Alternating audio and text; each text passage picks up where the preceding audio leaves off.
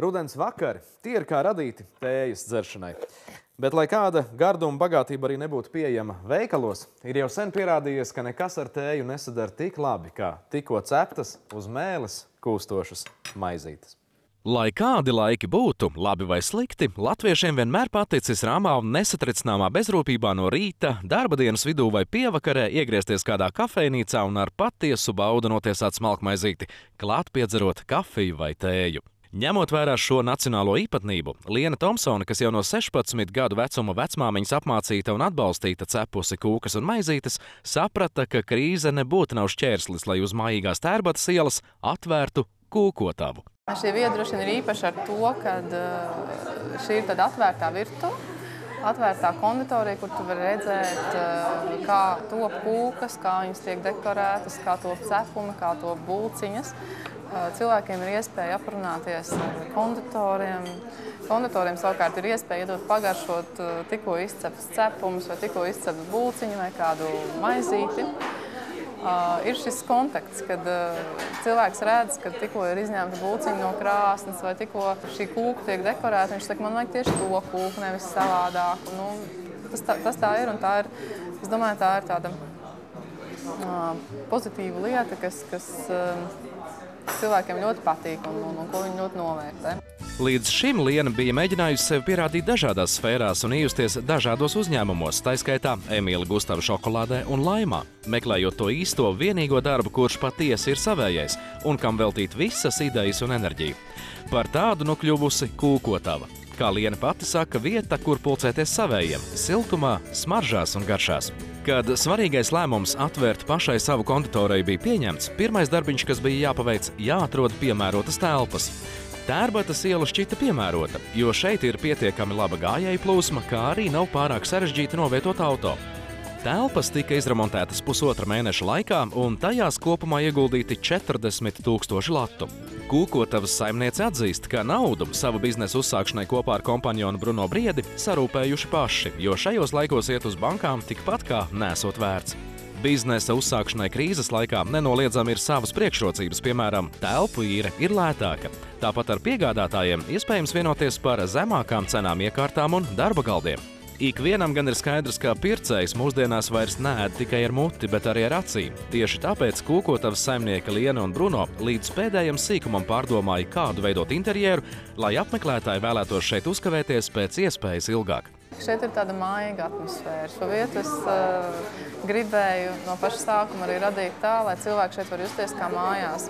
Lai šeit var justies labi gan mazs bērns, gan arī jau gados vecāks cilvēks. Tieši tāpēc pie logiem karājas puķu podi, pie durvīm uz ietves stāv glīti soliņi, bet latviskajai omulībai fonā neskan viss šlāgeri, bet gan klusināts džess. Kas attiecas uz kūkotavas darbiniecēm, tās atradušās it kā pašas no sevis.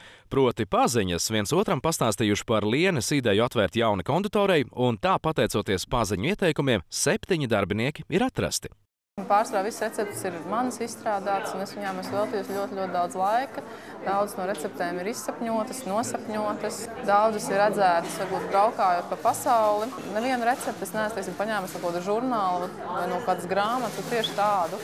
Ir paņemta kaut kāda varbūt ideja, varbūt kaut kāds dekora veids vai kaut kāda interesanta garša. Kūkotava visas izēvielas cenšas iepirkt no vietējiem ražotājiem, piemēram, piena produktus no Valmieras piena, miltus no Rīgas dzirnavnieka, olas no Baltikovo, bet ievārījumus no Pūres un Spilvas. Šokolāde gan tiekot iepirkta Beļģijā. Tuvojoties svētku laikam, visas kūkas un cepumus izkonkurē brūnās un kraukšķīgās piparkūkas. Kā jau lielākajai daļai konditorijas izstrādājumu, arī to pamats ir milti un cukurs, bet mīklai klāt tiek pievienots arī pašu gatavots cukurs, sīrups, sviests, medus un dažādas garšvielas. Sagatavoto mīklu sasver pa kilogramiem un ļauj tai kādu brīdi pastāvēt un ievilkties. Tad tiek izveidotas dažādu formu piparkūkas, ko liek krāsnī un cep apmēram 15 minūtes 170–180 grādos. Ja cilvēks pats mājās grib uzcept piparkūkas uz Ziemassvētkiem, tad viņam vispirms būtu jāatnāk pie mums un jānopērk mīklu. Vai nu arī, ja viņš pats mājās tomēr ir izlēmis šo mīklu gatavot, tad es ieteiktu mīklai pievienot to medu, jo tas tomēr dod kādu ļoti īpašu garšu. Kūkotavas saimnieces padoms visiem, kas paši mājās nolēmuši izcept gardas piparkūkas, ir mīklu izrullēt pa visam plānu. Piparkūku sagāde kādu laiciņu pirms Ziemassvētkiem ir svarīga, jo pirmkārt cilvēki ir paspējuši sailgoties pēc tām, otrkārt, mielojoties ar šiem cepumiem, rodas sajūta, ka sen gaidītie svētki tūlīt jau būs klāt.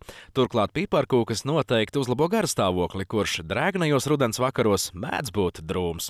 Lai gan kūkotava jau šobrīd piedāvā 50 dažādu gardumu, to klāsts vēl tiks papildināts. Jau pavisam drīz šeit iegriezušies apmeklētāji varēs pamieloties ar svaigiem salātiem un augstajām kūkām, dažādiem kokteļiem, kā arī karstvīnu. Saldumi jāēd labam garstāvoklim.